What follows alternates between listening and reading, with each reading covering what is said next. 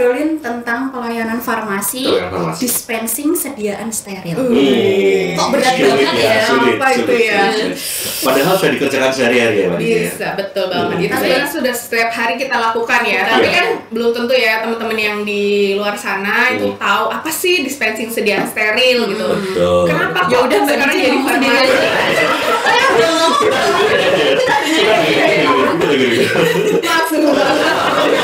Oke Mbak, kita ngobrol biasa aja ya, nggak usah apa namanya sepaneng ya Mbak ya. Oke.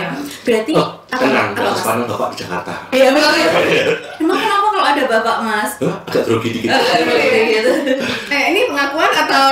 Oh, ini eksistensi ya. Semoga Pak Heru yang ada di sana juga nonton kita. Sama dulu dong. Selamat pagi Pak Heru. Selamat pagi Pak Heru. Selamat pagi juga tadi Sobat Ngeker, belum saya doakan semoga yang ada di rumah dalam keadaan sehat walafiat ya, dan selalu prima tentunya. Oke Mbak DJ, pagi hari ini kita mau membahas tentang pelayanan farmasi dispensing sediaan steril atau yang biasa disebut DSS ya Mas. DSS, bukan dengue ya. Bukan dengue syndrome ya. Ngomong dengue ini kemarin putranya Mas Darmawan, Mak Wafa ya. Iya, habis kena Bapak Junaidi. Iya. Habis kena DBD ya Mas. Karena sekarang DBD ini kita jadi geser sedikit lagi ya. Karena sama DBD itu sekarang udah sepanjang tahun. Jadi kalau dulu itu kan penyakit musiman ya. Tapi ternyata sekarang tuh hampir setiap bulan itu ada kasus dari demam berdarah. Oh, berarti yang musiman masih durian doang. Oh iya ya. Durian masih durian. Habis ini kita agenda kan? Kita itu ke rumah Nuha. Nuha punya pohon durian. Tapi baru 2 tahun. Tapi biasanya musiman tuh nggak cuma buah loh Mbak. Nikahan tuh juga musiman. Lebih suro ini besok ya. Iya. Semoga sehat ya Mas ya, Bapak ya, udah sembuh ya Mas ya, udah pulang. Alhamdulillah udah sembuh dan datangi puskesmas 2 kali. Oh gitu Mas. Iya, puskesmas yang asli sama puskesmas Bajakan. Oh gitu kan warga ini. Oh gitu. KTP Bongsari tinggal di Karangayu kan. Ya datang 2 puskesmas saya. Ya luar biasa. Teman-teman kalau ada yang mau mampir ke rumah Mas Darmawan silahkan. Oke. Nanti disambut dengan durennya. Oke Mbak DJ, pasti sebelum kita ngobrolin jauh nih, pasti kita yang pertama kali tuh membahas tentang pengertian ya. Berat ya itu ya, formal sekali ya kalau ngomongin pengertian gitu. Itu harus EYD banget. Coba mengerti. Selalu justru. Kalau itunya doang. Iya. Oke Mbak DJ dulu apa Mas Darmawan dulu nih? Kita sit. 1, 2, 3. Ya. Mbak DJ dulu. Oke Mbak DJ, kalau dispensing itu sendiri apa sih Mbak DJ? Aduh kok susah. Kok susah. Mari kita dengarkan. Ya, jadi dispensing sediaan steril ya langsung aja. Jadi itu adalah suatu proses perubahan bentuk dari obat steril dari bentuk aslinya menjadi produk baru. Jadi bisa aja dia pencampuran ya terhadap obat-obat suntik, di mana tujuannya adalah tetap untuk pasien seperti itu. Oh gitu. Ada yang mau ditambahin nggak Mas Darmawan? Siapa tahu kurang berkenan dengan jawaban saya kurang lengkap gitu. Kurang. Saya nambah kopi 1. Oh, nggak ada Mbak Imas ya. Kita kan biasanya temenin Mbak Imas jalan-jalan. Kita punya akhirnya mandiri banget ya. Mbak Imas, kopi 1, jeruk manis karena manisnya ada di loh. Saya sudah bawa tumbler nih loh. Karena tahu nggak dibawain minum. Enggak, ini special edition Bumil karena Bumil tuh biasanya ngos-ngosan. Oh gitu ya. Ini bawa dari Jakarta pasti. Santai aja Mbak, kita ngobrolnya santai aja. Nanti kalau haus mohon maaf ya apa namanya Sobat Ngeker yang ada di rumah, Mbak DJ izin minum gitu. Enggak apa-apa kok Mbak DJ, santai aja kok. Berarti tadi apa dispensing sediaan steril itu merupakan sediaan proses sediaan dari perubahan bentuk obat steril menjadi obat bentuk baru gitu. Jadi entah itu dari pencampurannya. Nah, seperti itu. Jadi tujuannya menjadikan tadi kan biasa nih kalau misalnya obat-obatan, misal kayak injeksi itu kan ada yang dari serbuk. Nah, itu nggak mungkin nih kita kasih ke pasien dalam bentuk serbuknya. Nah, kita yang akan memproses sampai ke pasien itu sudah ready to use. Oh, gitu ya.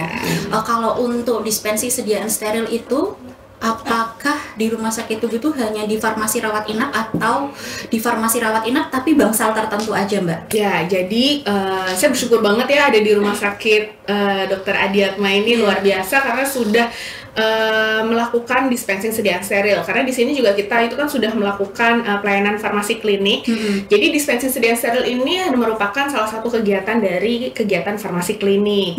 Nah, kemudian kita soal apoteker itu melakukan dispensing sediaan steril. Kalau di rumah sakit kami ini masih berfokus pada pasien pediatrik dan neonatus. Kenapa sih kok hanya pediatrik dan neonatus nih? Salah ya? Biar saya bertanya juga. Tapi hari ini seneng banget sih saya karena Mbak DJ ini langsung tes. Tapi jangan ini ya Mbak, nanti tanya balik ya. Kan kemarin sudah di awal. Iya, pendahuluan pertanyaan. Biasanya gitu. Gini Mbak, jadi dispensian steril itu sendiri ada di farmasi rawat inap. Ada juga di sitostatika juga ya? Ya, itu jadi kan masuk juga dalam farmasi rawat inap. Cuma untuk sitostatika itu sendiri, ini sebenarnya tadi mau saya jelasin dulu ya. Jadi kan dispensing sediaan steril itu ada 3 bagian nih. Apa aja sih? Yang pertama pencampuran obat suntik, pencampuran tentang parenteral nutrition ya. Dan yang ketiga adalah pencampuran obat sitostatika. Nah, kebetulan kita juga punya nih dispensing sediaan steril ini kita berfokus di farmasi instalasi farmasi rawat inap. Nah, kemudian untuk yang sitostatika sendiri kita punya rawat jalannya dan rawat inapnya.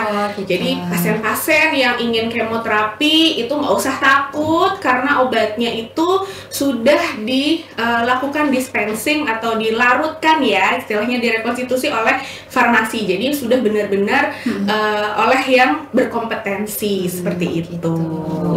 Tahu nggak kompetennya Apa coba? Karena beliau tahu sifat kimia dan fisika obat. Gitu ya. Tahu inkompatibilitas obat. Tahu kecampuran itu tahu.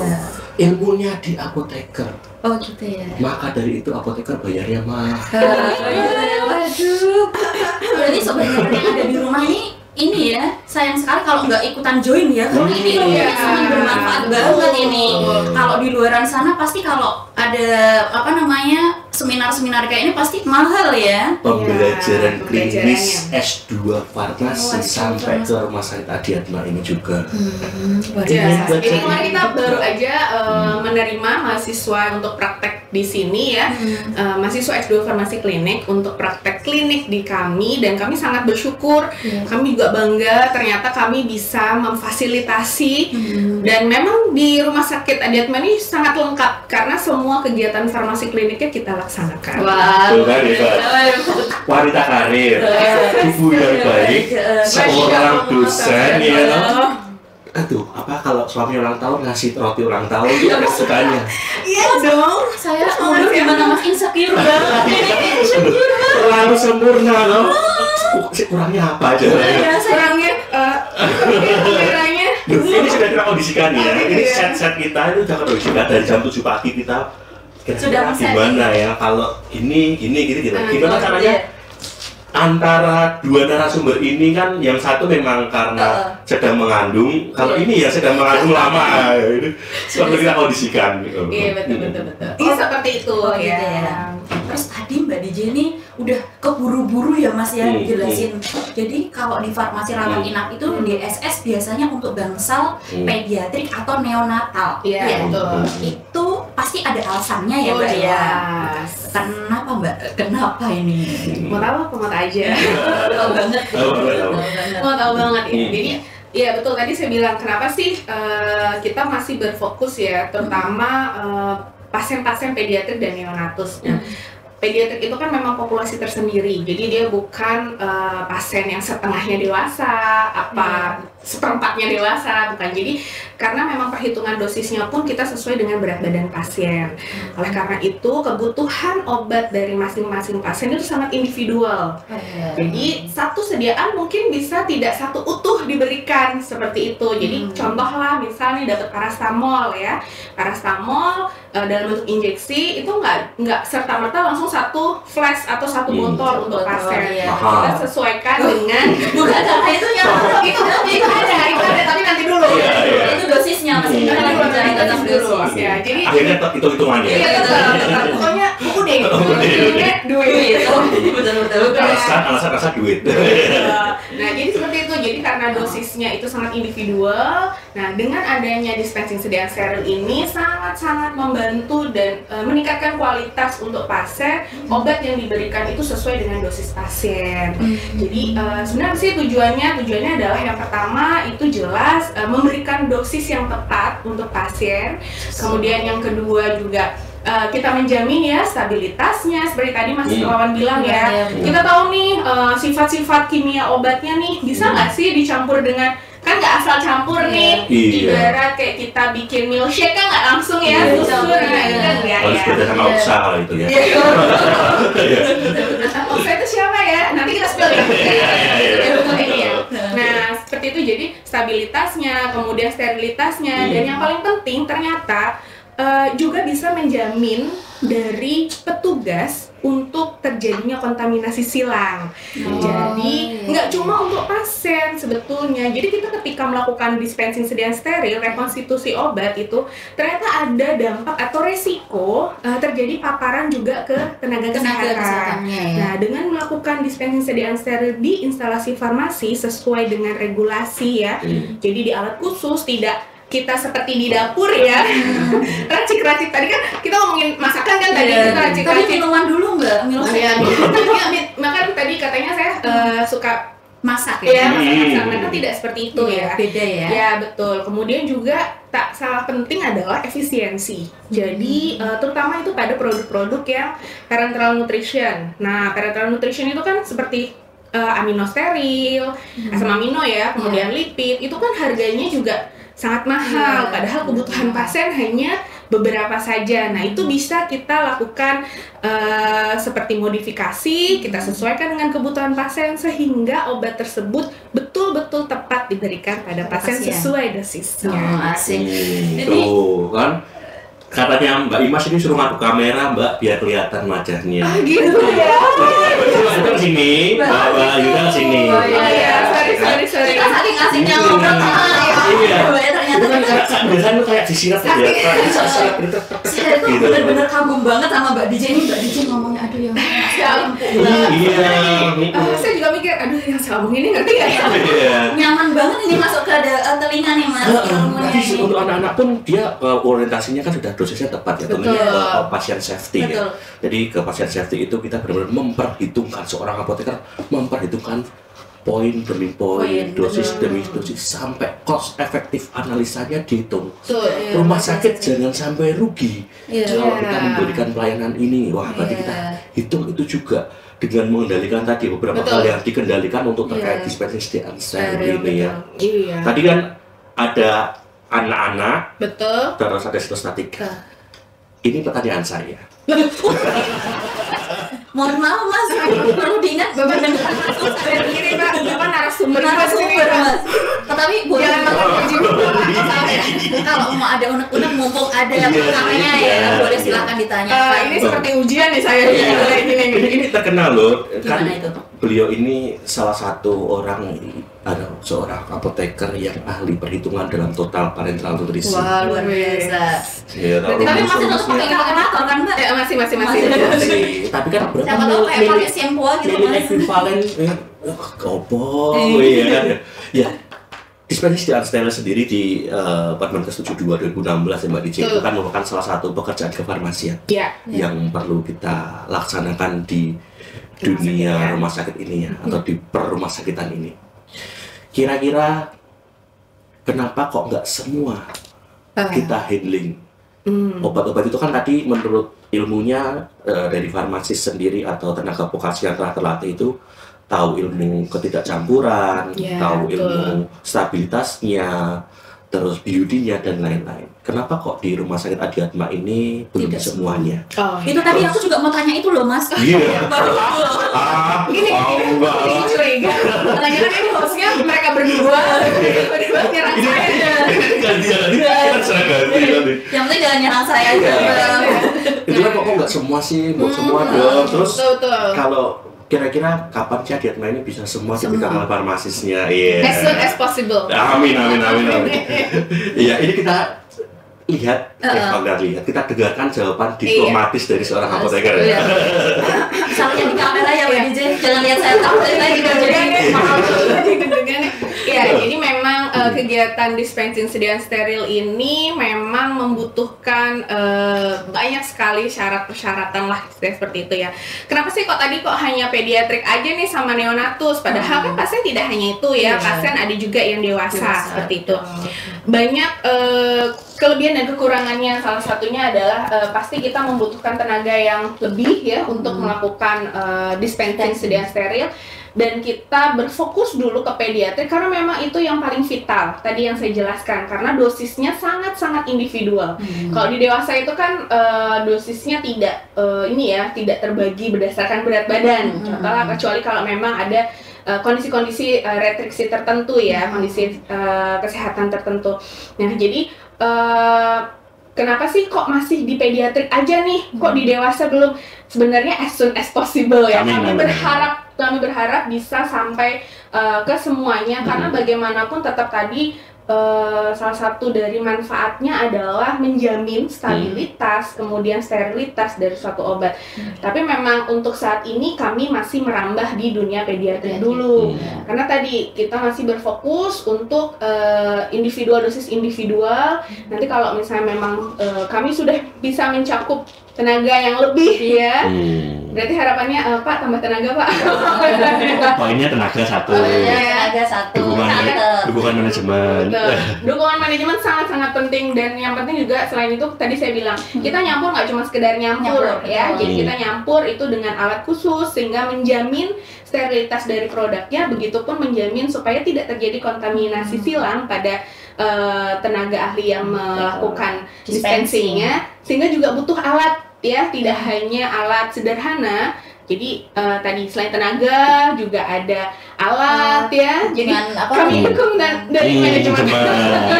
Karena sarana dan prasarana juga kita perlu juga ya, karena kita untuk mengendalikan sterilitas dari produk tersebut dengan teknik aseptis, kita juga harus ada dukungan dari manajemen terkait dengan sarana dan prasarana, dan tentunya ada ilmu yang perlu kita pelajari. Iya, betul sekali. Jadi ini seperti tadi bukan cuma sekedar campur-mencampur ya. Jadi tadi tenaga kemudian alatnya, kemudian juga dari keilmuan ya. Jadi untuk bisa sampai melakukan dispensing sedia steril itu tidak sembarangan. Melalui proses pelatihannya, pembelajaran, supaya apa? Supaya hasil yang didapatkan betul-betul sesuai dengan yang diharapkan.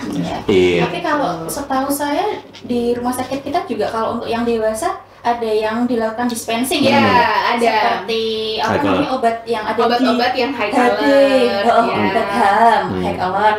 Terus untuk pasien hemodialisa juga ya Mas ya.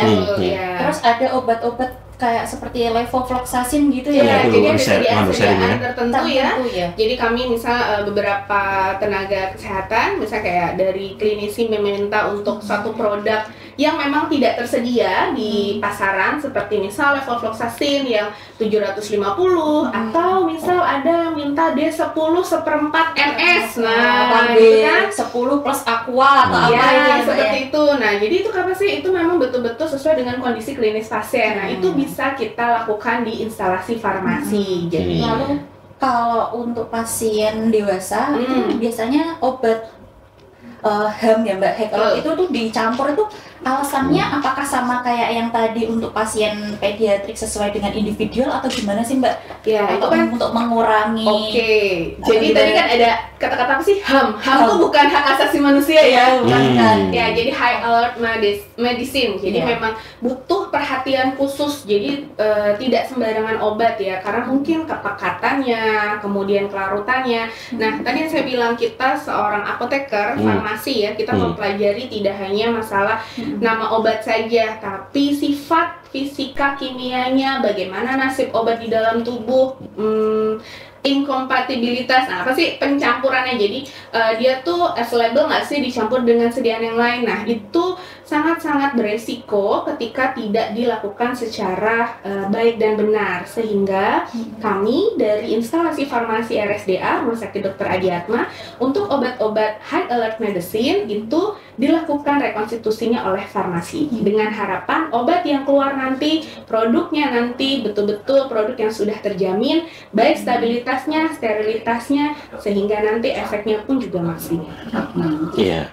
Itu jawaban yang istimewa sekali, tapi kita itu Gimana? sapa-sapa dulu penonton kita di IG ya, Mbak Terima Ida. kasih Sobat Ngeker. Terima kasih yang sudah join.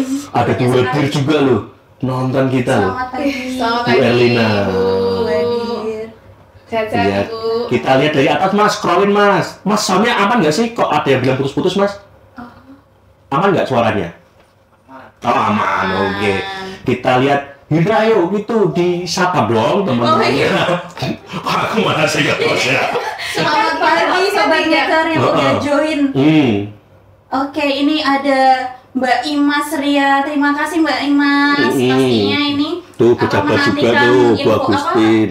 Info-info kita ya ini ya Mbak ya. Mau ngobrol bareng sama apoteker kita pagi ini. Kemudian ada siapa ini?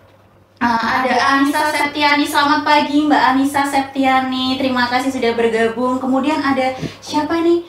Ivan ini tuh teman saya SMA. Iya, Terbukti karena ada yang pengennya bosnya kan. jadi nggak cuma kayak narasumbernya ya, ternyata hostnya juga. Bosnya kan Teman yang sudah Sobat Ngeker yang sudah join bisa info-info ke teman-temannya lain untuk bisa bergabung bersama kita ada di sini karena tentunya banyak sekali ilmu-ilmu dan manfaat yang akan kita tularkan untuk Sobat Ngeker yang ada di rumah. Karena ini narasumber kita tuh pagi ini tuh narasumber sebelum-sebelumnya juga luar biasa, ini juga luar biasa. Ini lebih luar biasa. Iya luar biasa dan pastinya yang kita bahas itu jauh lebih luar biasa lagi juga ya. Iya. Ini jauh-jauh loh dari Jakarta kemarin. Oh iya. Ya datangkan naik MRT. Iya. Luar Naik biasa. MRT Rp1 lagi ya. Jet lag ya. Jet lag ya. Iya, jadi kemarin ulang tahun Jakarta, selamat ulang tahun Jakarta. Iya. Semarang dan Jawa Tengah ya biasanya ya. Betul, biasanya Iya. nanti. Kapan tapi? Sudah, Semarang sudah. Oh, Semarang sudah. Ya, Oh, sudah. yang bikin macet itu ya, yang ada Darbo itu ya. Iya. Iya. Oh gitu. Ini kembali lagi nggak Kembali. Ini kan tadi sudah kita membahas tentang pertama itu pengertian. Terus Pengertian aja setengah jam lebih ya. Kemudian bagian farmasi mana aja, bangsal mana aja yang dilakukan dispensing sudah. Kalau bahasa Inggrisnya kan ada Amaryllis 2, Amaryllis 3, ya tulip, piku, niku. Iya. Terus apa lagi? Musim kebetulan 4. kan kebetulan kan kita pediatrik memang sebetulnya sudah sudah tersenter ya di Amaryllis, gedung Amaryllis. Cuma untuk pasien-pasien yang VIP dan VVIP itu tetap kita tempatkan di Nusa Indah. Nah, itu juga tidak luput tuh dari dispensing sediaan steril. Jadi pasien-pasien anak meskipun ada di bangsa lain ya, tidak tersenter di Amaryllis, tetap untuk obatnya dilakukan dispensing sediaan steril oleh farmasi. Tapi istimewanya sekarang pediatri di anak-anak itu satu ruangan satu anak. Iya. Oh iya, tuh. Kemarin Tidak perlu ke eksekutif. Betul. Bener-bener aku terus Mbak mau pesen Nusa Indah untuk anak-anak ada. Lah kenapa Mas cari yang isinya satu? Amaryllis 2 juga isinya cuma satu. Ya sudah sesuai kelas aja. Ya, sekarang jadi nyaman ya, jadi Nyaman. banget.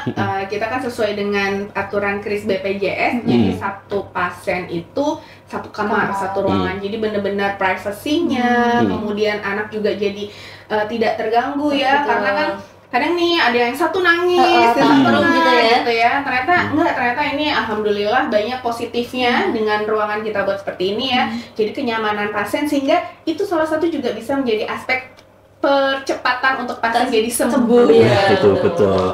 Wah, saya dingin. Sampai katanya, Mas, aku minum remote enggak kuat nih, aslinya kedinginan dulu. Kan orang kami kan nggak biasa ya, orang desa ya. Biasa di gua gitu.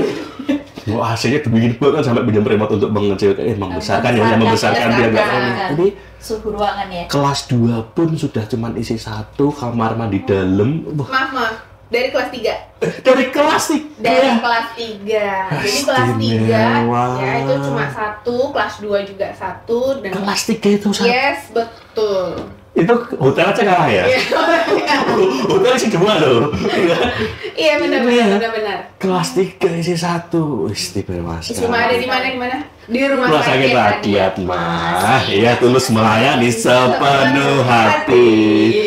Ya, ini bahasnya tadi dispenser kok sampai ke ruangan ya? Ini dia bingung ini.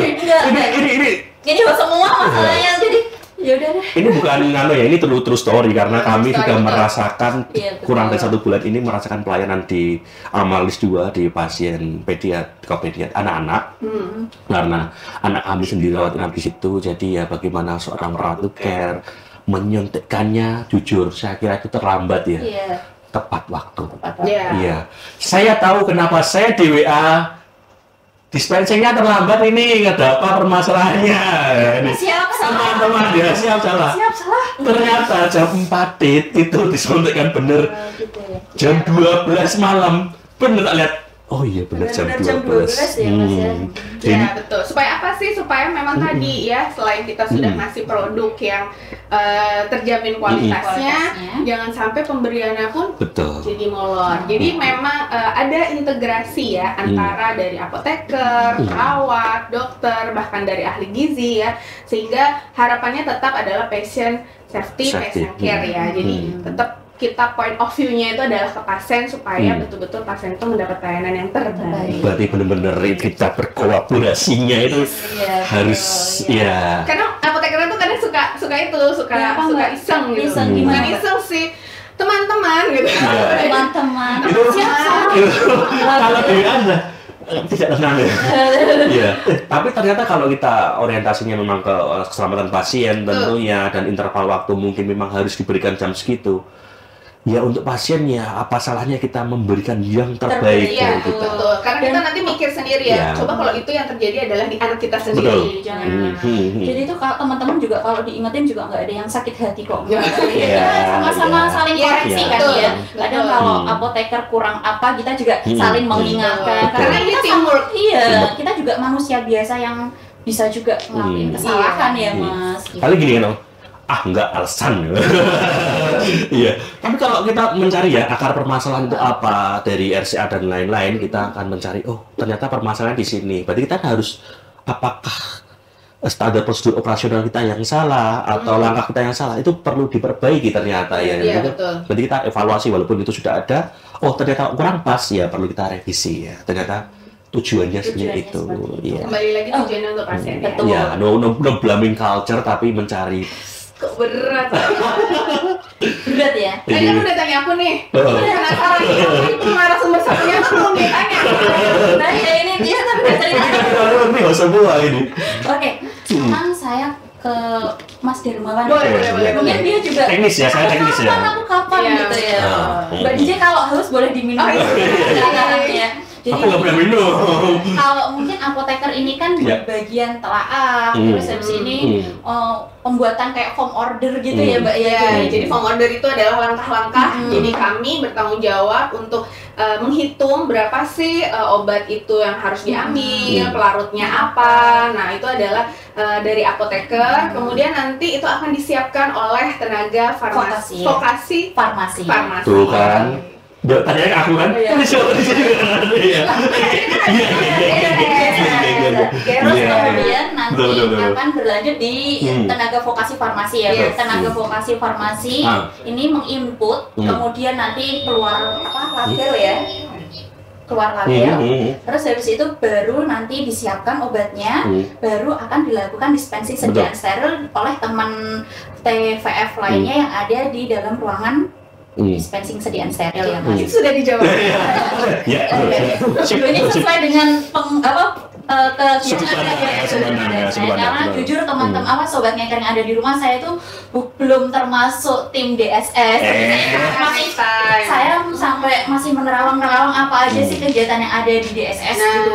Jadi ini ahlinya ini. Iya, jadi ini saya juga mau menggali ilmu kepada Mas Dermawan ini kalau di DSS itu teman-teman yang ada di DSS tuh sebelum melakukan dispensing sediaan steril kan harus menggunakan seperti APD tuh Mas. Itu tuh persiapannya apa aja, APD yang digunakan dan alat-alat yang dipersiapkan yang ada di dalamnya. Baik, wah kayak aneh banget sempurna kan? Kayak formal ya. Iya. Di pekerjaan kefarmasian yang sudah dilaksanakan oleh seorang apoteker tentunya dalam pengkajian resep sampai membahasakan itu menjadi form order, kan nggak mungkin kita bawa resep masuk ke dalam ruangan dispensing ya kan, banyak ya. Kita sudah menggunakan paperless ya kan, sudah pakai spreadsheet untuk order dispensing maupun form order tersebut. Jadi kita sangat terbantu oleh seorang apoteker di situ dalam pengkajian resepnya, dan tentunya teman-teman tenaga vokasi yang melaksanakan UDD di unit farmasi rawat inap atau di unit farmasi yang lainnya, baik itu di ICU, di jantung dan lain-lain, itu kan sudah mempersiapkan obat-obat UDD-nya. Nah, tentunya sudah di screening, diambil yang akan masuk dispensing seperti apa. Tadi kan sudah ada pediatri, ada total panel nutrisi, ada obat high alert. Nah, sudah masuk ke ruang dispensing. Nah kan, lama kan untuk menjawab APD aja? Iya. Ada banyak APD tapi ya. Berapa menit ya? Iya. Padahal itu urutan ya, menjadi masuk ke yang kita handling, bahasanya kita handling ya, atau kita lakukan rekonstitusi sediaan itu. Jadi siapa saja yang diperbolehkan melakukan rekonstitusi itu.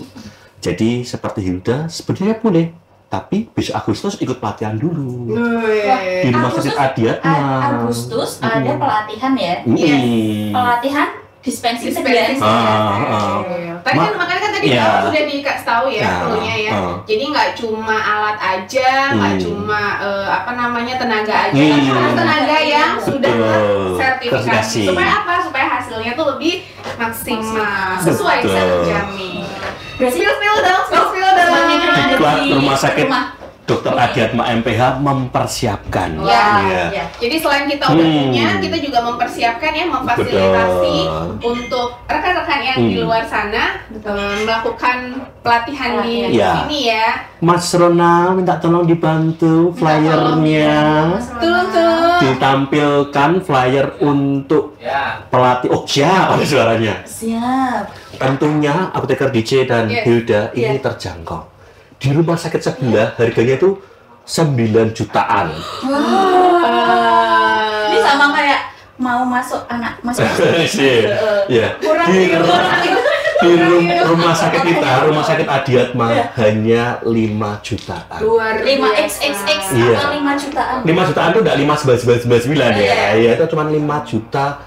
Kecil lah, 5.300.000 sampai 5.200.000 itu. Nah, itu ada sudah tampil itu. Tampilkan ya. Pelatihan aseptis dispensing yang akan dilaksanakan pada tanggal 14 sampai 15 Agustus 2025 ya Mas, secara daringnya.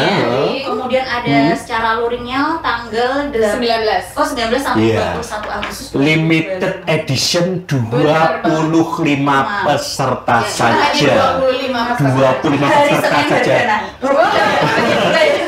Dari ini masih bulan Juni, itu kan Agustus. Jadi Juli nanti naik. Terakreditasi A. Dapat sertifikat dari kementerian bahwa itu tersertifikasi dari badan tingkat A. Ini nggak sih Mas, dapat apa? SKP dari badan tingkat terakreditasi A dapat dong 5 juta. Jadi dapatnya bisa double ya.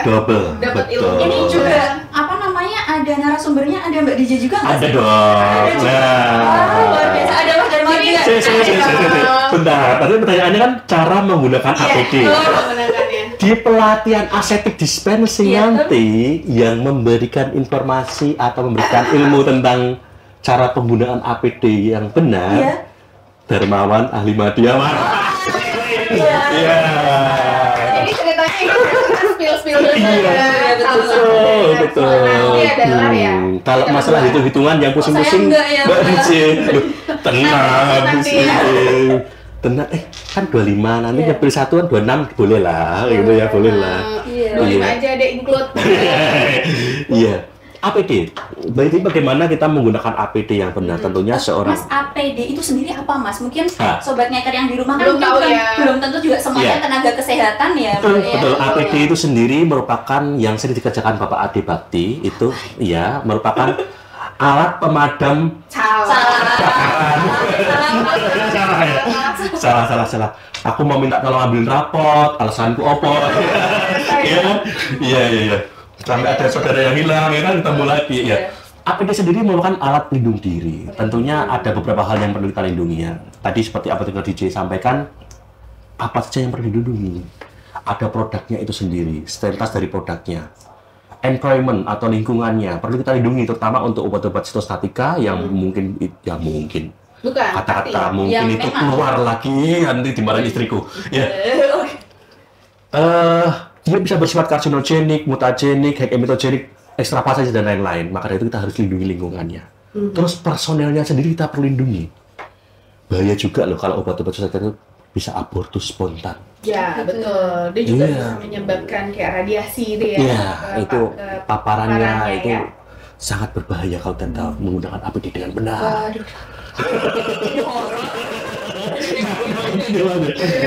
Gitu ya. Kalau ini berbicara APD itu kita harus membedakan antara yang di sitostatika dan non sitostatika.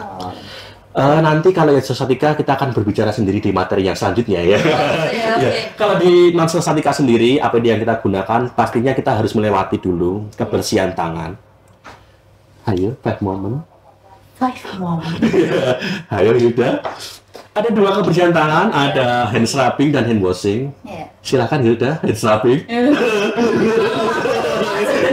Ya, pastinya kita akan melakukan kebersihan tangan terlebih dahulu karena kita akan melakukan pekerjaan aseptik. Iya kan di masa sebelum itu 5 moment itu syaratnya melakukan tindakan aseptik. Jadi kita melakukan kebersihan tangan menggunakan APD. Tentunya kita di ruang ganti APD itu setelah ruang penyiapan. Kita menggunakan hair cup, Google, masker. Mas, sebentar. Pelan-pelan Mas. Hair cup. Jadi sebelum masuk ke dalam ruang ganti baju bersih dulu. Ganti baju bersih ya. Jadi itu namanya seperti baju apa sih? Sejenis baju Oka gitu ya Mas? Oh bukan, kalau Oka itu Kingdom. Oh. Iya. Oka, Gudang itu merupakan Kingdom. Kita nggak Kingdom. Oh itu berarti baju kita apa Mas? Village. Village. Jadi di village kita itu kita mengganti baju bersih. Tentunya sudah dipersiapkan dari tim laundry kita sudah. Laundry ya. Itu gosokannya loh udah melipit. Gitu. Itu kita ganti baju dulu dari baju yang kita. Baju biasa ya. Iya, baju seragam. Ya, betul. Ada solar, ada itu apa namanya? Asap nempel. Nempel ya kemarin waktu odol situ kan nempel asapnya. Ya itu jadi kita menggunakan APD yang pertama kita ganti baju bersih dulu. Mas benar Mas maaf diputus. Ini kejadiannya. Udah diputus saja. Kejadiannya. Ini bisa nggak Mas kalau jelasinnya itu dari kalau kamu apa sih bisa? Dari kepala dari sampai ujung kaki ya. Dari kepala kayaknya ini deh kan kayaknya tadi ada ruangan-ruangan yang berbeda. Nah itu apa ya? Memang harus seperti itu karena kalau misalnya kita kayak di ruangan biasa itu kan nyampur ya udah ya kita cuma di ruang obat gitu. Tapi mungkin ini dijelasin dulu APD-nya dulu. Ini harus pakai APD lengkap kemana ya? Kemana? Kita sudah menggunakan baju bersih. Baju bersih tadi kita masuk ruang penyiapan, terus kita masuk ke ruang ganti APD. Di situ ada wastafel, ada kacanya, ya bisa untuk kaca, untuk fitting lah bahasa Amerikanya. Iya, kita akan menggunakan APD setelah kita melakukan kebersihan tangan. Kita sebenarnya urutannya tidak seperti ini, tapi saya urutkan dari atas dulu. Ada hair cup penutup kepala, itu selanjutnya ada Google penutup mata, ketemu dengan kacamata, bisa yang disposable maupun reuse. Terus ada masker. Kalau di dispenser itu hanya masker bedah saja. Kalau di sitostatika nanti kita menggunakan non respiratory masker N95. Pakai N95. N95, ya kan bahaya ingestinya sangat ya kita lakukan paparannya ya. Selanjutnya kita bisa menggunakan apron maupun coverall di situ. Kalau di non sitos ya boleh menggunakan apron maupun coverall. Tapi kalau di sitostatika dipastikan menggunakan coverall itu pun rangkap 2 atau 3. Itu. Jadi untuk APD yang membedakan. Selanjutnya kita menggunakan glove atau handscoon yang non powder tentunya karena kita bekerja di ruangan yang tadi sudah terstandar membutuhkan ada alatnya itu, ada dikendalikan suhunya, tekanannya, terus ada kelembapannya, terus ada itu penyaringnya. Ya, penyaringnya itu merupakan HEPA filter maupun UPA filter yang dapat menyaring beberapa partikel. Kalau kita menggunakan handscoon yang berpowder akan membebani dari itu. Dindingnya, ya dindingnya itu sandwich panel, lantainya tidak bersudut, epoksi, sangat jelas, adanya sentral, ya itu APD sampai ruangan ya. Ya itu memang menjadi syarat ya, syarat utama. Jadi makanya kenapa sih kita bisa menjamin produknya tadi menjadi lebih steril dan stabil, karena memang dari ruangan pun juga bukan ruangan seperti ruangan biasa ya. Bukan kayak yang tadi kita ngomongin masak itu di dapur. Iya. Betul. Ini menurut US Pharmacope itu sudah di grade A atau di wet area, baik itu di alat maupun di ruangannya. Iya, APD lagi ya. APD lagi tadi sudah sampai coverall, terus cover shoe penutup kaki. Mas, tapi sebelumnya mungkin kalau mau pakai APD ke kamar mandi dulu kali ya, Mas, karena rangkapnya tuh banyak banget. Apalagi di situ juga dalam jangka waktu yang nggak sebentar ya. Iya, karena kita kalau masuk dalam nanti kita komunikasi dengan luar kan kita minta tolong lewat pasbook ya untuk akses barang ya. Berarti kalau bicara itu pakai ini ya, Mas, itu kalau dulu gitu ya? Iya, kalau dulu kita punya intercom ya kalau di Sitostatika, tetapi karena kita sekarang lebih untuk mengendalikan partikel-partikel yang masuk, kontaminasi itu kan membuat sudut-sudut, kita akan komunikasikan dengan bahasa tubuh ya. Ditulis kita mintanya apa gitu. Sebaiknya kalau teman-teman sudah masuk tadi di ruang ganti APD, kan sebelum kita masuk ruang dispensing kita ada ruang antara supaya udara dari ruang ganti APD menuju ke ruang dispensing itu tidak bercampur. Di situ ada HEPA filter juga. Ruang antara itu fungsinya kan dia interlock, satu terbuka satu tertutup. Nah, satu masuk udara terserap dulu, baru kita masuk ke ruang pencampuran.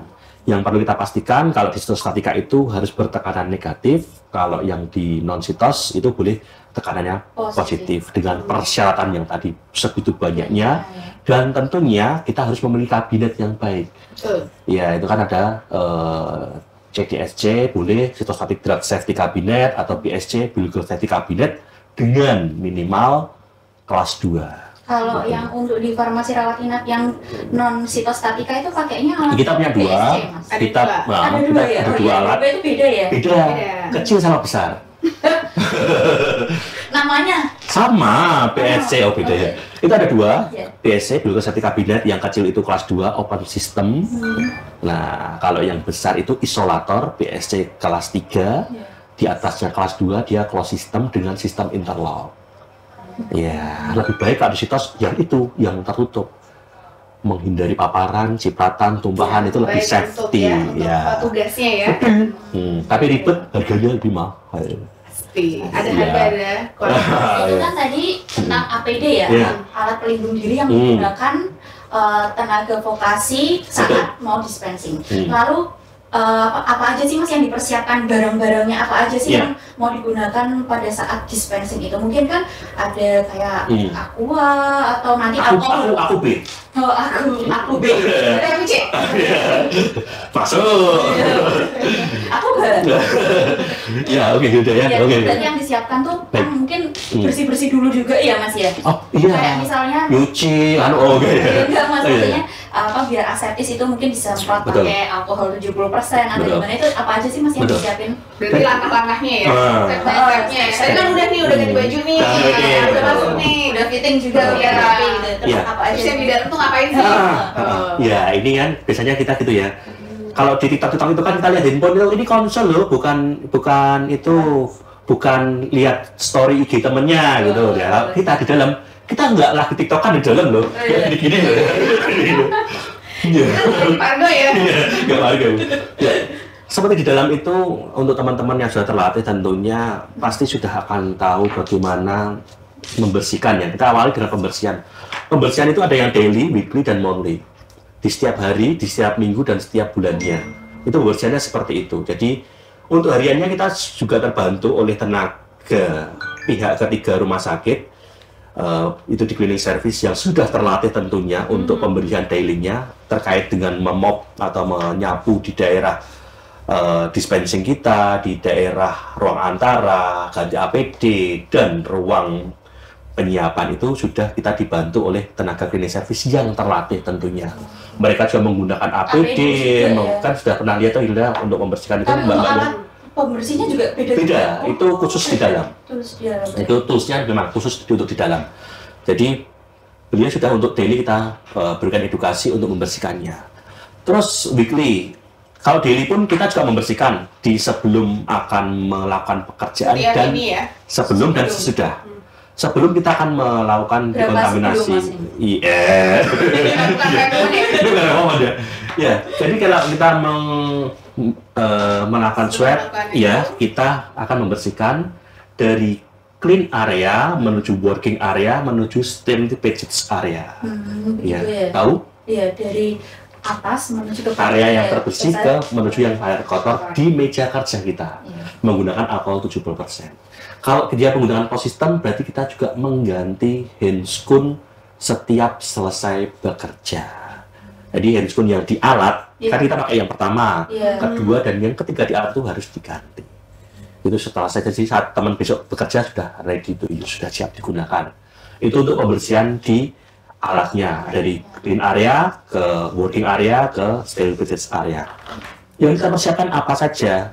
Alhamdulillah kita sudah dibantu teman-teman UDD kita. Itu memang dari awal ya? Iya. Dari pembuatan pengorder itu, betul. Dari mulai nama pasien, ya itu nggak cuma masalah kita menghitung dosis, tapi kita juga menentukan apa yang dipersiapkan. Iya. Itu kita pikirkan juga mau pakai spek berapa, update-nya berapa, itu kita siapkan dari awal. Yang ada di dalam ini udah enak banget ya. Ini sudah juga ya. Teamwork tadi. Jadi apotekernya sudah menyiapkan, oh ini pakainya spek, oh ambilnya 1 cc spek 10. Nggak mungkin ini ya. Apotekernya sudah mempersiapkan, oh speknya 1 cc. Kira-kira selisihnya berapa? Oh pakai 3 cc atau bagaimana? Oh siring pak minimal 10 cc. Jadi walaupun diambil 3 cc, tetap pakai 10 cc. Beliau-beliau ini sudah mempersiapkan, oh pakai ini kombi stopper untuk menutup. Dan disiapkan oleh tenaga vokasi tentunya yang ada di farmasi rawat inap, yang dipegang oleh Bapak yang kemarin sudah memberikan informasi di sini, Bapak yang ujian tidak pernah gagal, selalu lulus, Setiarto. Ya,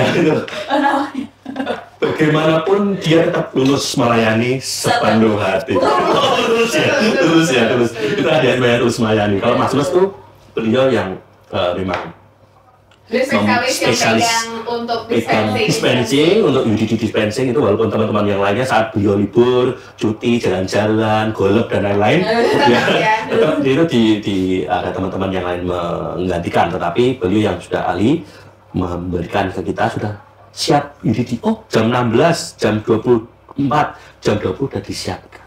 Kita yang menyiapkan tadi parafilm dan kasa steril serta balik alkohol 70%.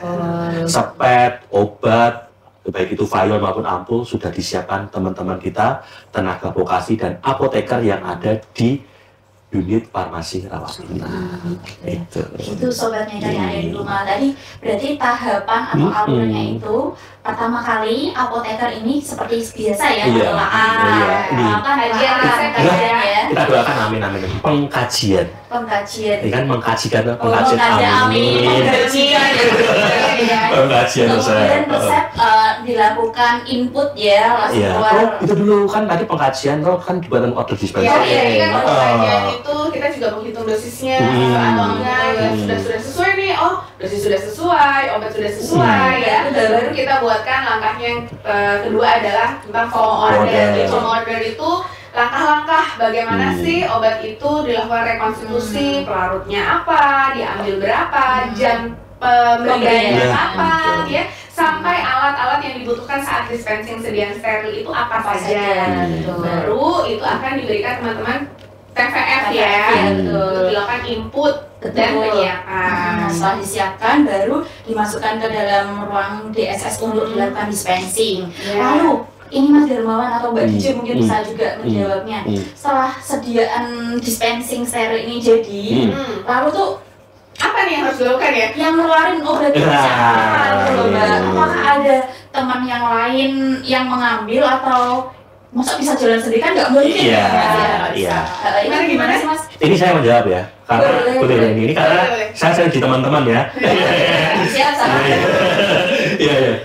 Itu merupakan koreksi dari untuk kami ya. Jadi karena itu kan sudah terrekonstitusi. Tentunya saya tidak diperbolehkan menghantar satu dan menjamin itu sudah benar itu saya tidak boleh. Oh begitu. Karena yang handling saya. Iya. Saya yakin aja toh. Ini ya Mas, apakah saya ada profesi yang mengecek ya? Cek. Sebentar, ini saya runtutkan ya, runtutkan. Keburu lupa. Iya. Iya, saya runtutkan ini. Jadi karena saya itu kan orang pintar ya. Iya. Orang normal. Ya, orang pintar. Ya. Cenayang dia. Satu orang pintar, yang kedua saya orangnya pemikir. Oh gitu. Karena tahu-tahu botaknya depan sama belakang. Oh gitu. Dia pikir dia pintar. Iya. Jadi di situ overthinking. Di situ kita kan sudah melakukan dispensing sediaan steril, kita sudah merekonstitusi, menuliskan beauty-nya dengan baik. Nah, kita bawa ke luar untuk dilakukan double check untuk sediaan yang telah kita rekonstitusi. Kalau di sitostatika sampai triple check karena dia termasuk high alert dan obat sitostatika dengan tenaga profesional yang lainnya. Nah, tentunya setelah kita melakukan rekonstitusi, apoteker penanggung jawab atau APJ yang di unit farmasi rawat inap akan memastikan bahwa obat itu sudah sesuai dengan kalau di kita 5 benar. Ya kan Mbak DJ? 5 benar itu sudah dipastikan. Betul. Nah, setelah dipastikan sesuai dengan form order tadi juga, baru diserah terimakan untuk diadministrasikan kepada pasiennya oleh perawat. Nah, yang mengirim itu kita punya tenaga pengirim atau punya kalau di kita namanya teman-teman pramu bakti dari farmasi yang membantu mengantarkan ke tempat atau ke ruangan perawat dan tentunya dengan serah terima di situ. Oh, ada serah terima. Ya, takutnya kalau yang terima mantannya. Oh. Ya kan, enggak mau terima, aku nggak terima dari dia, gitu kan. Loh, bisa juga kan. Loh, ya kan kita punya suhu di situ ya, suhu ris itu, mantannya banyak. Perawat-perawat yang ada di bangsa-bangsa tuh hampir banyak mantannya ya. Mantan bosnya mas ya. mantan temennya ya, mantan pribadinya. Jadi di situ kita pastikan sudah dilakukan koreksi akhir oleh apoteker dan didistribusikan, dibantu oleh teman-teman yang tadi ada pramubakti yang memberikan ke bawa ke bangsanya, dan tentunya itu juga memperhatikan stabilitas obatnya. Jadi nggak asal kirim ya. Kan ada yang cold change itu harus menggunakan safety box ya berarti ya Mas. Safety boxnya dua. Oh yang cold chain ini ya? Ya, Xbox. Ya.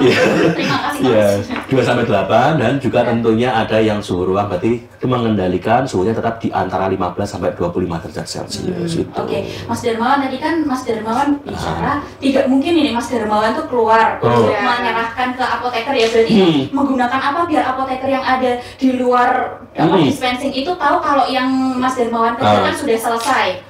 Itu pakai kode apa telepon atau gimana? Kalau biasanya kita telepati. Atau mau WA-an ya. Kita di situ biasanya kita punya bahasa Amerikanya itu sebuah remote, yaitu bahasa Amerika ya? Iya, Amerika. Remote kalau remote itu ya itu kalau kita pencet itu ada yang hadir. Oh gitu Mas. Iya, tapi yang hadir bukan robot loh ya? Bukan. Tapi berarti itu ada suaranya dong Mas. Iya, bahasa Amerikanya bell. Iya, ada itu. Saya jadi bingung, tadi remote itu Amerika. Kayaknya standarnya Amerika nih ya. US Paramope ya, chapter 797 ya. Iya.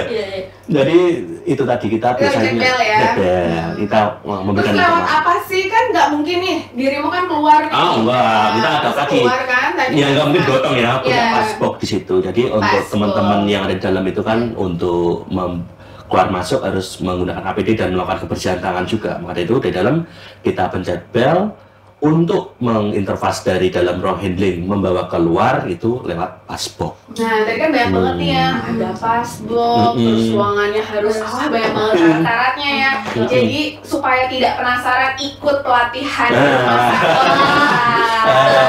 supaya tahu passbox tuh yang seperti ini. Wah, ruangan yang tidak ada sudutnya, segala macam itu seperti ini, gitu ya. Jadi jangan lupa ikuti pelatihan aseptic dispensing di Rumah Sakit Dr. Adiatma. Tampilkan lagi layarnya. Ini kita promo juga. Terakreditasi ya penting. Iya penting karena nggak bisa sembarangan orang bisa langsung melakukan tadi dispensing ya. Jadi harus melalui pelatihan. Tenaga terlatih. Teman kami kemarin hari Kamis atau Rabu yang minggu lalu hadir dari Cepu untuk belajar dispensing di Alvaro di rumah sakit sebelah. Iya, itu tempat saya berguru juga sih sebenarnya dulu di sana. Tuh kok jauh-jauh sampai ke sini. Iya Mas, di sana nggak ada. Bu ikut Adiatma aja lebih murah Mas, saya nggak tahu ternyata di sana ada yang lebih murah. Iya. Kan kalau mau ikut lagi boleh. Boleh banget. Tanggalnya saya ya 14 sampai 21 Agustus 2025. Hostnya. Di situ ilmunya sangat banyak sekali ya. Nanti di situ mulai dari awal hingga akhir, mulai dari apa saja yang perlu disiapkan sampai memastikan mutunya itu.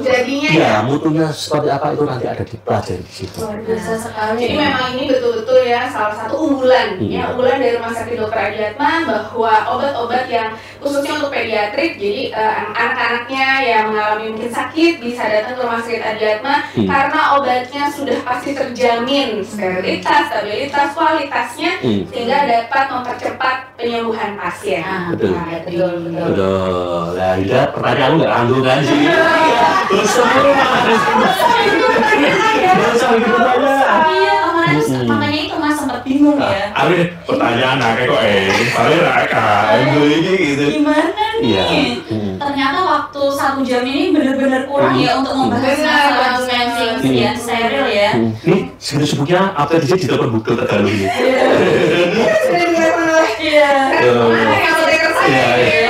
Terima dulu boleh loh, ini kan Eka santai. Terima dulu boleh. Oke, ada mati.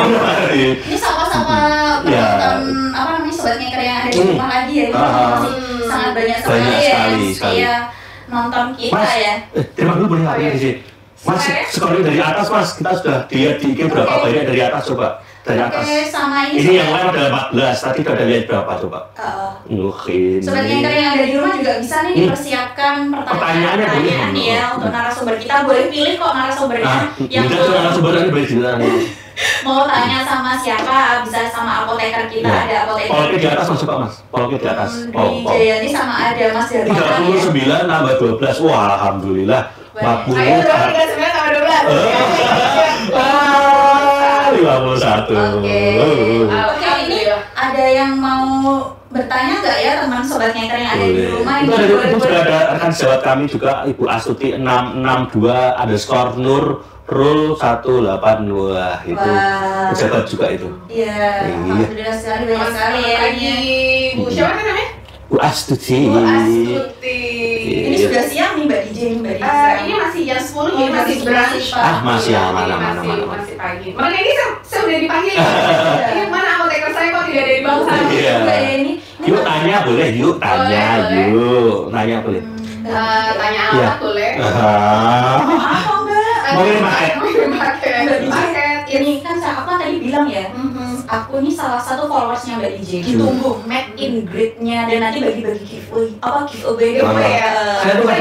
kepikiran. Aku ada penggemar itu loh yang siapa yang mau gercep gitu, baru mau ngetik udah sold out. Iya, jadi memang ada tuh kan aku sering ya bikin kayak mainan anak. Terus buku. Bingung mau dikasih Mungkin bisa dibagi-bagi ke followersnya. Boleh. Kan nanti ya suatu saat nanti misalnya ada lagi ya kita bikin seperti ini, kita bikin giveaway saat ngeker ya. Berarti besok bisa manggil Mbak DJ lagi sebagai narasumber. Oh bisa. Sebentar. Terus stiker nih. Stiker aku. Boleh Mbak DJ. Iya. Makanya jangan Nanti kalau itu sampai Mbak Diji jadi host The Real ngobrol bareng apoteker. Karena hostnya apoteker. The Real itu. Benar-benar. Iya. Tapi ini malah ini nggak sih Mas? Apoteker, hostnya apoteker, narasumbernya apoteker, mereka malah ini sih. Apoteker itu punya keilmuan. Iya. Punya spesialistik masing-masing. Jadi tadi kita juga menerima S2 farmasi klinis di rumah sakit untuk pembelajaran klinis. Itu juga ilmu-ilmu itu ternyata ada yang di sitostatika atau di kemoterapi itu sendiri. Jadi ada klinik yang di onkologi, pediatri, ICU. Nah internis. ini juga ada ilmu, ternyata nanti ada apoteker spesialis. Kira-kira dibocorin Mbak Dije apa saja yang di apoteker spesialis kira-kira nantinya ke depannya? Nantinya ya, jadi nantinya tuh seorang apoteker juga nanti akan terjadi yang namanya tadi apoteker spesialis. Karena apa? Kita akan menangani langsung di bagian tertentu seperti mungkin apoteker spesialis pediatri, apoteker spesialis internis seperti itu. Jadi ilmunya betul-betul masuk tuh mendalami spesifik. Luar biasa ya. Next time ya. Itu ilmu baru dan tentunya ini sampai jauh-jauh Bapak kita sampai ke Jakarta ini menghadiri pertemuan ilmiah tahunan dari Himpunan Seminat Farmasi Rumah Sakit. Beliau dulu juga seorang panitia juga di sini. Oh, beliau adalah seorang ketua. Oh, ini juga panitia beliau. Dulu ya, cuma maksudnya gini, ya kenapa sih tadi Bapak kok sampai jauh-jauh ke sana? Karena beliau juga seorang ketua ya, ketua dari PD Hisparsi Jawa Tengah. Istimewa lah kepala instansi. Jadi memang ilmu itu sangat upgrade. Jadi ilmu itu berkembang sehingga kita mau tidak mau ya harus belajar, harus mengikuti dari perkembangan zaman, terutama kesehatan. Karena kesehatan itu nggak bisa stagnan. Ilmu itu terus berkembang dan tentunya ya dari tahun ke tahun terus ya.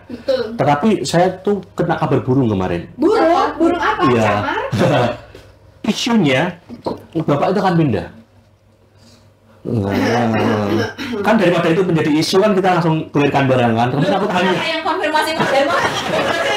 Sering kita nyatakan Bapak. Jubirnya ini Mas. Pak, pindah Pak gitu.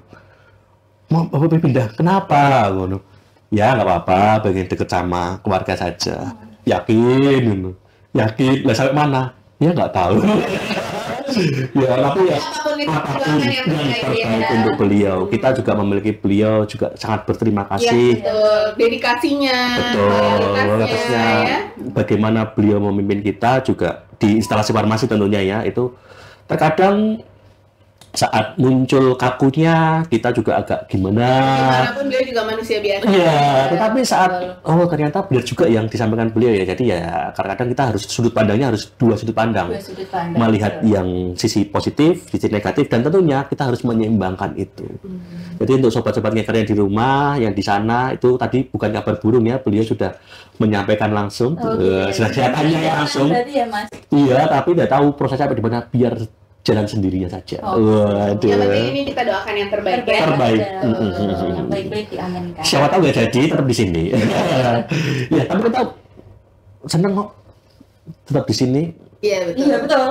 Iya. Karena bagaimanapun ini saya sudah 10 tahun dengan kepemimpinan beliau loh. Luar biasa ya. 10 tahun. Yang terutama apa aja? Apa itu? Poin ke kita. Kalau kan beliau yang memberikan poin juga kan. Nah, kalau poinnya beliau 90% kita cuma 10, ya kan kita yang nangis ya dia. Ini kita lihat nih ada pertanyaan belum ya? Iya, boleh. Tanya-tanya seputar Anak-anak tadi kan sudah pasien pediatri. Terus high alert. Yes. Sebegitu crowded atau sebegitu pentingnya sebuah high alert itu. Kira-kira bahaya high alert itu sendiri kalau nggak di handling apa sih, Mas? Iya, jadi bahayanya itu tadi ya, karena high alert itu kan punya sifat spesifik ya. Jadi mungkin dari kepekatannya, kemudian dari sifat obatnya. Jadi memang kita harus betul-betul bisa menghandling obat tersebut supaya apa? Supaya tidak salah pemberiannya pada pasien. Jadi bukan seperti misal nih, contoh obat high alert apa? Ya, obat ini tadi ada heparin, ada tadi kemarin yang saya handling Novorapid. Heparin. Ya. Oke, kita ambil contoh nih heparin. Heparin itu sebagai apa sih? sebagai pengencer Pengencer darah, darah. ya. Apakah boleh heparin itu diberikan langsung secara IV-bolus pada pasien? Kemudian apakah boleh si heparin tadi tanpa ada perhatian khusus? Ya. Jadi memang high alert itu tidak semata-mata hanya dari karakteristik obatnya, tapi dari efek dari masing-masing obatnya pun, kerja dari farmakologinya itu juga harus diperhatikan. Bagaimana efek sampingnya, bagaimana dia efektivitas obatnya. Jadi kita menghandling itu tidak hanya sekedar hanya mencampur saja. Ya, jadi itu makanya penting sekali high alert juga tetap masuk menjadi obat yang dilakukan rekonstitusi. Iya. Supaya intinya adalah keamanan dari suatu produk betul-betul bisa memberikan efektivitas yang maksimal pada pasien dan meminimalisir terjadinya resiko efek samping. Iya, itu contoh ada pediatri itu tadi ada persyaratan apa kok kira-kira dipilih, terus Haikal juga ada persyaratan apa yang dipilih. Sekarang kalau dalam perhitungan total parental nutrisi sendiri, tadi kan udah Haikal sudah obat-obat yang untuk pediatri, total parental nutrisi sebagaimana pentingnya. Mungkin saya akan maaf ya, kalau tadi diputus. Ini juga diputus juga, kan sakit hati. Jadi di kami kebetulan adalah masih partial parenteral nutrition. Nah, parsial itu apa? Ya, jadi parsial itu bagian. Jadi total parenteral nutrition itu kan jadi keseluruhan. Kita memang di rumah sakit Adiatma belum sampai mencampur semua produk itu menjadi satu bagian. Karena banyak keterbatasan, salah satunya adalah dari alat, kemudian jadi harus menggunakan alat khusus. Kalau untuk handling untuk parenteral nutrition, kemudian juga masalah dari bagnya itu. Jadi kemasannya, flexipack sama pelaput yang disandarkan. Betul, ya. Jadi nggak bisa asal-asalan ditaruh di sepet apa ditaruh di wadahnya, nggak ya. Jadi pokoknya kita jamin produknya betul-betul terbaik. Harapannya untuk kesembuhan pasien juga lebih cepat. Nah, itu perhitungannya sangat teliti dan perlu detail karena itu berhubungan dengan kebutuhan pasiennya sesuai dengan kondisi pasiennya. Jadi jangan sampai pasien itu dapat penyakit baru dari rekonstitusi obat yang tidak benar. Padahal kalau diberhentikan mendadak bahaya ya untuk TPN itu sendiri. Betul, mendadak terus karena hubungannya dengan metabolisme tubuh. Ini apa Mas? Ada yang bertanya. Oke, ini kalau saya sudah keret-keret tulisannya ya. Ini masih ya, udah kelihatan ya. Oke. Iya, tapi ini nggak milih ya, mau tanyain sama Mbak DJ atau Mas Darmawan mungkin, tapi nanti bisa dari Mbak DJ dulu atau Mas Darmawan dulu nanti, atau kalau enggak saling berkolaborasi jawabnya ya. Dari Kak Lucius Vite. Ada yang kenal nggak? Aduh, aku nggak kenal. Aku juga kenal. Terima kasih atas pertanyaannya ya. Ini juga sobatnya nih. Halo. Luar biasa. Lucius Vite. Tanya dong Kak, mengapa kebersihan dan persiapan di personel sangat vital dalam aseptic dispensing? Nah, ini mau siapa dulu? Kalau saya sudah disinggung apoteker DJ tadi terkait dengan kontaminasi silang. Ya, silakan apoteker DJ yang menjawab. Jadi gini, tahan. Ini kan tadi kita untuk mengurangi resiko terjadinya kontaminasi silang. Nah, kenapa sih kok butuh tadi harus persiapannya itu harus sangat vital ya? Persiapan diri personel itu sangat vital dan sangat penting, iya. Yang pertama ada kontaminasi silang. Nah, caranya tadi gimana? Tadi bagaimanapun saat kita berubah ya.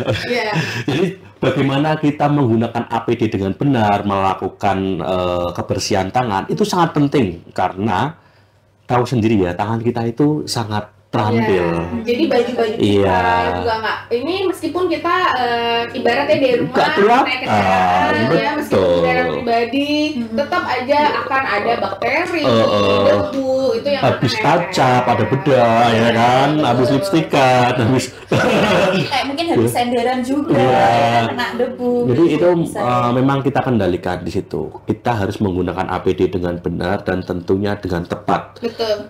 Kalau nggak tepat pun, kita pakai biar aman, pakai syaratnya adalah dispensing sediaan steril ini selain kita merubah produk sediaan steril, produk jadinya bajunya pun harus dalam bentuk sediaan steril. Iya. Iya. Kembali ke sterilnya. Walaupun kita tidak melaksanakan produksi steril loh, Iya. kita melaksanakan teknik aseptik. Iya. Kalau produksi steril itu di industri, beda. Tapi kalau kita melaksanakan teknik aseptik yang untuk mengendalikan produk itu tetap steril. Lah, Bebas dari kontak. tuh, jadi mengapa kebersihan? Nah, kalau kita nggak mandi, ada kuman, habis batuk, bersin, itu juga mempengaruhi. Penggunaan APD yang tidak benar, ya kan? Pakai maskernya di bawah hidung, gini kan, itu nggak fitting di atasnya, gini. Luar itu. Terus kita nggak bisa tangan dengan baik, kita masih menggunakan gelang, jam Rolex, ya kan, cincin berlian. Nah, itu walaupun karatnya banyak, ya itu kan mungkin, nggak mungkin lagi kata-kata mungkin. Kenapa kamu keluar lagi? Udah berarti ya. Pasti ya.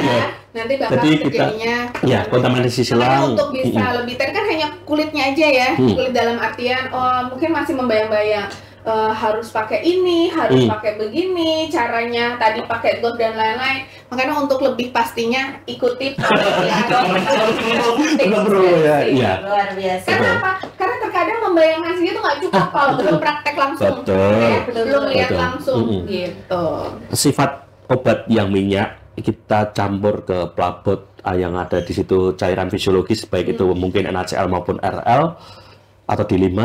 Saat kita campur ternyata ada buihnya ini, malah bahaya ke dalam vena pasien, bisa emboli. Betul. Adanya udara, terus ketepatan dosisnya bisa berkurang. Nah, selain itu juga ada masalah tadi mungkin kompatibilitas, ternyata interaksi obat juga sangat bisa terjadi pada obat-obat yang kita lakukan dispensing. Jadi pencampuran obat belum tentu sediaan infus itu juga bisa kompatibel dengan atau tidak terjadi interaksi dengan penggunaan injeksi. Jadi ada beberapa injeksi yang tidak bisa diberikan dengan infus langsung yang diberikan atau yang dipakai oleh pasien. Jadi kita memodifikasi, dan itu taunya dari mana? Dari keilmuan-ilmuwan kita. Aja sih. Mbak Bici pas aku lewat itu tuh, jangan lupa ambil pacolnya, dan sentornya jam segini, ambil jam segini. Jangan sampai lupa ya, ngono. Daya jaga malam. Iya. Jadi inkompatibilitas, jadi tidak kecampuran. Jadi justru malah jika diberikan bersamaan itu akan menyebabkan terjadinya gumpalan. Nah, itu sangat membahayakan, apalagi itu masuk ke intravena kita. Jadi memang harus maaf ya teman-teman, kalau teman-teman. Iya. Karena itu tujuannya hanya sebenarnya adalah untuk kebaikan bersama. Betul. Terus kita nggak sakit-sakit lagi. Kalau dulu waktu saya kecil, waktuku kecil, dulu kan kalau mau Itu lagu apa ya? Maaf nggak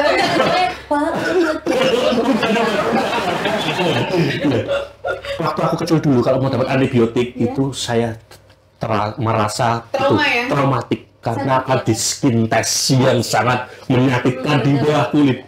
Sekarang itu tidak digunakan lagi. Tidak terjadi. Bagaimana apoteker di sini bagaimana memberikan antibiotik pertama kali biar tidak di skin test. Jadi untuk semua antibiotik itu kita sangat-sangat berisiko terjadinya suatu alergi. Nah, dulu betul anak-anak selalu dilakukan skin test, diberikan di bawah kulit. Itu sangat-sangat menyakitkan. Ternyata sekarang ilmu itu berkembang ya. Jadi untuk di Rumah Sakit Adi Atma sendiri semua antibiotik pemberian pertama itu akan kita lakukan dengan infus drip. Nah, kemudian dijalankan dengan kecepatan tertentu sesuai dengan masing-masing karakteristik obatnya, diberikan dalam infus tertentu ya, dalam waktu yang sudah ditentukan oleh apoteker. Kemudian kita lihat responnya saat pemberian, bahkan tidak hanya saat pemberian saja, 30 menit sampai 1 jam setelah pemberian pun tetap kita lakukan monitoring apakah muncul terjadinya suatu alergi pada pasien. Kalau terjadi bagaimana tiba-tiba, kan pernah nih di bangsal nih diberikan ternyata pasiennya alergi, baru tetesan kesekian itu sudah ada alergi. Kita berikan antidotnya untuk pasien. Itu biasanya bentuk alerginya itu apa Mbak? Kayak biasanya mereka akan kemerahan, kemudian muncul gatal, bahkan sampai bentol-bentol. Nah, ada juga yang terjadi namanya delay. Jadi delay respon atau delay dari efek samping obatnya sudah selesai nih. Tiba-tiba muncul, pasiennya bengkak di mata. Nah, seperti itu. Tidak khawatir, jadi kita tetap setiap kita lakukan skin test, kita juga sediakan untuk antidotnya. Jadi kapanpun pasien mengalami resiko alergi tersebut kita langsung berikan untuk penanganannya. Terus kemudian nanti dipilihkan ya, kita jadi akan pengganti ya, ya, yang pasti harapannya tidak satu golongan ya. Jadi akan kita komunikasikan juga dengan dokter bahwa pasien tersebut mengalami alergi. Nah, nanti baru obat pilihannya akan disesuaikan dengan kondisi klinis pasien. Ya, jadi komunikasi itu penting ya. Saat terjadi seperti itu ya. Nggak cuma antibiotik saja, karena beberapa pasien juga butuh seperti sediaan-sediaan yang memang tidak ada di pasaran ya, seperti pasiennya harus menggunakan D10 dengan kondisi-kondisi pasien dengan puasa, operasi usus ya, pemotongan usus. Jadi dia intake-nya hanya parenteral saja, sehingga otomatis baik untuk kebutuhan kalori maupun elektrolitnya itu tidak bisa tercukupi dengan infus yang sudah ada. Nah, kita bisa tuh buatkan sesuai dengan kebutuhan pasien. Dimodifikasi. Jadi kita sesuaikan berapa sih kebutuhan kalorinya, berapa kebutuhan elektrolitnya. Itu yang sulit. Kita buat kebutuhan 24 jamnya seperti itu. Rumusnya Benedict. Kalau besok di apa Mas namanya? Pelatih itu juga ada cara.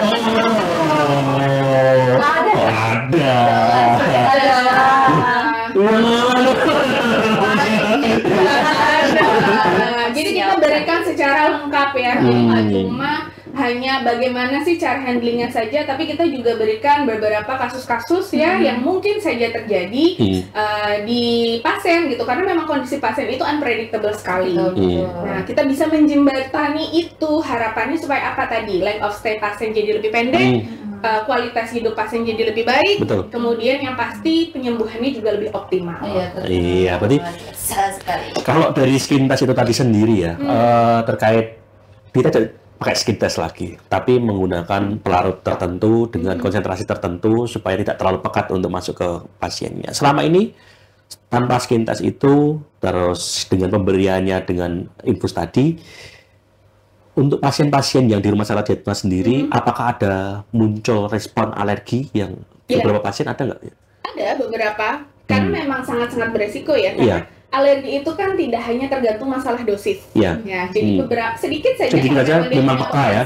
Alergi pasti akan muncul. Jadi beberapa pernah kita temui untuk kasus-kasus alergi seperti itu ya. Kita karena sudah tapi tidak sebahaya kalau dia dalam bentuk pekat ya. Iya, betul. Jadi tidak langsung ya dalam jumlah yang memang dia tidak berdasarkan dosis, hanya saja ketika dosisnya minimal, harapannya juga efeknya juga tidak semakin memburuk ya. Jadi setelah tadi ketika pemberian masih dalam infus drip, ternyata pasien mengalami alergi, langsung serta-merta akan kita hentikan. Nah, seperti itu. Jadi berarti bakal ada trik khusus untuk sesuai dengan literatur guideline yang ada ya. Ketika pasien mendapat tadi skin test tadi, dari mulai pemberian itu akan dipantau sampai 1 jam setelah obat itu diberikan. Tapi nggak ditungguin juga sama alatnya. Ya, dilaporkan oleh keluarga ya. Karena kita akan selalu mengedukasi keluarga. Karena ini kan pediatrik ya, biasa kalau di pediatrik itu selalu ada orang ketiga. Oh, itu yang tertulis di catat CPPT yang terintegrasi apa jadinya kolaborasi dengan orang tua untuk titik suhu, tekanan darah atau tekanan darah, suhu, terus keluhan, nah itu dengan kerjasama dengan orang tua. Jadi nanti akan kita edukasi kapan sih ketika kita pemberian itu tidak hanya sekedar menanyakan nama, tanggal lahir tidak, tapi kita juga tetap mengedukasi keluarga jika nanti selama pemberian, atau biasanya kadang-kadang ini dilakukan juga oleh apoteker ya, ketika pasien baru masuk dilakukan rekonsiliasi, kemudian dilakukan pelayanan informasi obat, kita akan menjelaskan kepada pasien obat apa saja yang akan didapatkan, jam berapa dia akan mulai mendapatkan, itu penting karena orang masuk pengennya cepat dapat obat nih. Jadi kita harus beri kepastian pada keluarga pasien supaya tidak terlalu panik ya. Jadi kita bisa merasakan bagaimana kalau kita jadi orang tua. Setelah itu kita akan jelaskan ketika mendapat antibiotik pertama, nanti diamati apakah muncul kemerahan atau muncul gatal di seluruh bagian tubuh. Ya, karena bisa saja gatalnya hanya di bibir. Di bibir saja. Atau mata yang tiba-tiba membengkak. Tapi bukan karena malam tidur kan? Tidak, karena banyak nangis. Nah, itu akan kita edukasi, diamati sampai 1 jam setelah pemberian. Oke. Berarti itu untung nggak dibuat konten Mbak DJ ya? kan saat itu kan rekonsiliasi obat atau saat visit next time itu iya kan kapan saya dapat obat iki lo ya. Oh gitu ya. Begitu kan ya lu kan ini kilo si konsol ke seperti apa Benar juga. Nanti kita pikirkan tuh bikin konten. Salah aku ngomong malah rapi konten. Iya. Ya seperti itu. Bagus ya Mbak Iya. bikin konten ya. Jadi memang untuk pelatihan nanti tidak hanya bagaimana caranya saja, kita detailkan betul-betul sampai ke akar-akarnya. Ya, itu untuk nakes yang apoteker maupun tenaga vokasi. Tapi untuk masyarakat luas sendiri, ilmu atau pengetahuan tentang dispensasi steril, sebagaimana seorang apoteker, tenaga vokasi maupun tenaga vokasi yang lainnya yang ada di unit, bagaimana mengendalikan itu memang tujuannya untuk menjamin obat kualitasnya dengan tujuannya pasien safety, keselamatan pasien tentunya. Jadi memberi kepercayaan kepada pasien ya untuk ternyata berobat di rumah sakit Adiatma itu sampai obatnya pun sampai terjamin kualitasnya ya gitu. Dan itu ya sangat penting ya karena sekarang ini kan banyak nih rumah sakit yang berbagai macam itu ya. Iya, terus juga banyak standar yang perlu kita kendalikan juga ya, semua dengan akreditasi dan lain-lain. Semua rumah sakit berlomba-lomba. Betul. Dan tentunya unggulan masing-masing. Dan rumah sakit kita pun di Semarang Barat juga sudah banyak sekali rumah sakit yang berkembang dan tentunya untuk melayani pasien di seluruh Indonesia ya, tidak hanya di Jawa Tengah maupun Semarang ini saja. Tapi karena kalau misalnya itu kan suka tanya nih, misal ya, aduh dapat obat apa ya seperti itu. Nah itu kira-kira boleh nggak sih kalau misalnya tanya apotekernya di rumah sakit Adiatma nih? Boleh sekali itu. Pasien nggak pasien pun mahasiswa aja boleh tanya. Boleh ya? Iya. Tapi gimana kan apotekernya kan pasti nggak tahu nih namanya gitu kan ya. Mas Rona, boba ada nggak, coba liatin biar teman-teman lihat. Nih. Boleh isi sih Anda.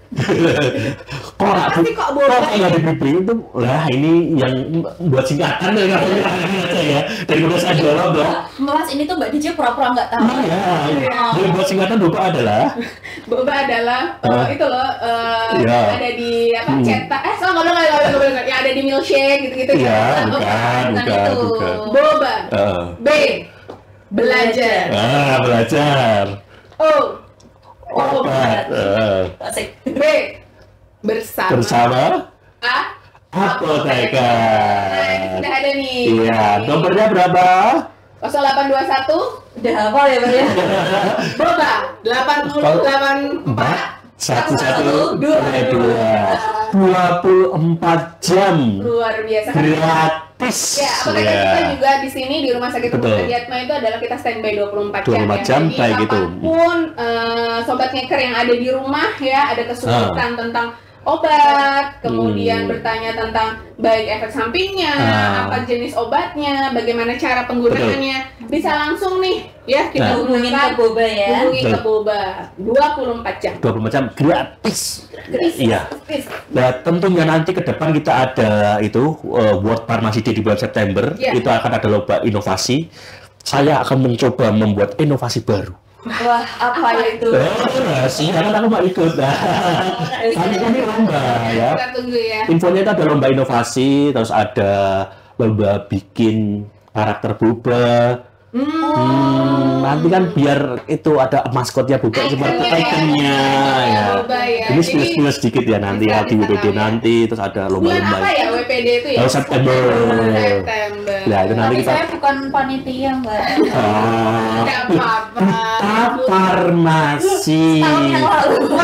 Siapa tahu tahun ini juga menjadi duta farmasi lagi. Enggak tahu. Abang None. Ini Apa? waktu aku nih posting jadi duta farmasi, keluarga besar di grup itu ngucapin selamat ya. Duta farmasi. Suatu kebanggaan. Orang terpilih. Orang terpilih, nggak semua orang bisa seperti itu ya. Betul. Dan teman-teman yang ada di di ruangan perawat itu juga nanyain seleksinya tuh melalui apa aja. Sulit. Dan yang punya karakteristik Mbak April, kebetulan di situ ada Mbak April, terus Mbak April yang menjawab, oh itu susah sekali. Ya memang itu susah sekali ya. Susah sekali untuk Karena memang ada mendapatkan ya. standar-standar tertentu sampai bisa menjadi duta farmasi. Wah, luar biasa. Iya. Ini sudah 1 jam lebih. Lebih. Karena bilang ya, harusnya saya bilang ya. Oh, ternyata Iya. lebih sekali, tapi ternyata tuh Seru ya? seru sekali Seru ya, sekali. karena tuh memang hari ini tuh kita nggak ada narasumber, Nggak ada. semuanya MC semuanya. Bisa Tapi semua. ternyata waktu udah menunjukkan pukul 10:30 ya.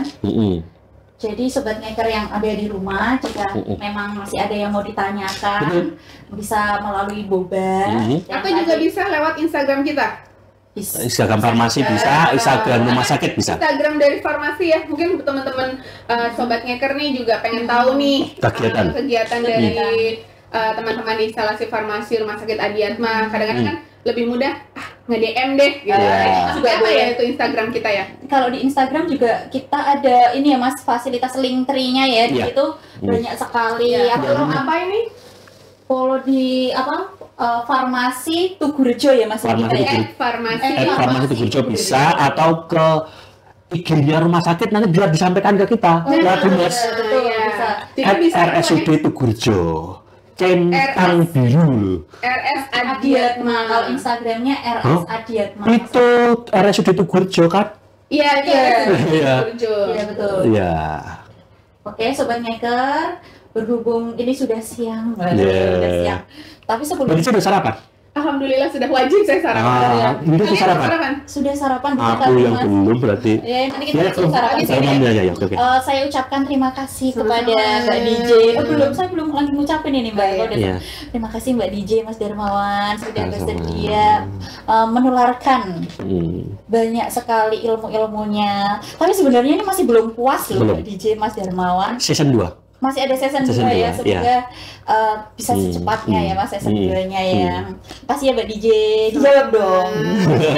Makasih Mohon Mas maaf, Darmawan. Sama-sama. ketika nanti bisa ada yang belum puas nih jawaban-jawaban, kok kayaknya nggak gitu deh, kok nanti bisa langsung Ya. bertanya, Komunikasikan bisa ya. kita komunikasikan. Tadi sudah kita lewat ya, bisa boba, bisa juga Instagramnya farmasi ya, kemudian juga bisa Instagramnya dari rumah sakit ya tadi. Ya. Sebelum saya tutup, saya biasa Mas, ada pantun. Heeh. Kita pause dulu, kita semua dulu. Ya, siapa yang ngebut ya? Oke, pantunnya ya. Oke. Cakep nggak? Ya, dibantu dengan cakep ya. Ini tadi kan kalau di awal di awal acara tadi saya ngomong pantunnya tuh tentang daun-daun. Daun-daunan, iya. Ini tentang ikan-ikanan. Asik. Ikan Cakep. Di dalam kolam. Ikan mujair, ikan gabus. Cakep. Ikan arwana makannya tikus. Cakep. Kasihan ya. Biar silaturahmi kita tidak putus, jangan lupa selalu nonton Ngeker terus. Terus. Masa tadi. Kata-kata hari ini kids. Cakep banget. Jalan-jalan ke kota Mekah. Wush, cakep. Berjalan kaki mengelilingi Ka'bah. Amin. Ngeker pagi ini berakhir sudah, semoga membawa berkah. Terima kasih sobat Ngeker yang ada di rumah dan di studio.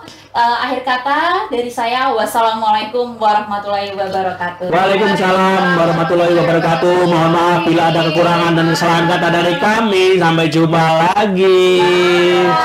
Bye. Udah ya.